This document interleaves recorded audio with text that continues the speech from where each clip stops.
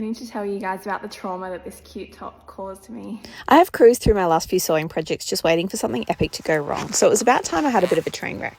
Now, quilting is never the fastest option, and you may wonder why anyone chooses to cut apart perfectly good fabric and stick it back together again, but there is something cathartic about making a whole new patchy thing. Anyway, I finally replaced my 30-year-old rotary cutter, so cutting the squares took less than 15 minutes. I also discovered this quilting technique that basically cuts quilting time in half. You'll have to pause and rewatch this because I'm going so fast here, I don't even have time to explain it. So yes, at this point I was cruising, feeling pretty smug and having sewn and quilted both sides in just 58 hours. Now, when it came to putting everything together, the instructions were great and I decided to use the burrito method, but that's when everything started falling apart, like an actual burrito. I told myself, trust the process, but the process had me wanting to quit sewing and Mexican food. And yes, this happened, as I was stupidly trying to squeeze that vest through this tiny hole, and I think we can all see that this was never going to happen. I'm so mad. Like, this is not wide enough.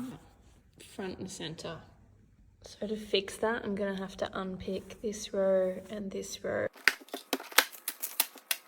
I was on a bit of a time crunch here, so I didn't have time to cry. I did want to quit, but I took a few deep breaths and decided to unpick the whole neckline and just bias it, which is probably why it's called bias, because it is the better idea.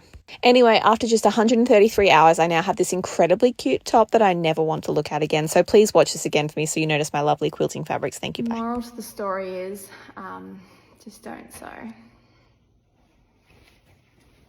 But it looks so cute.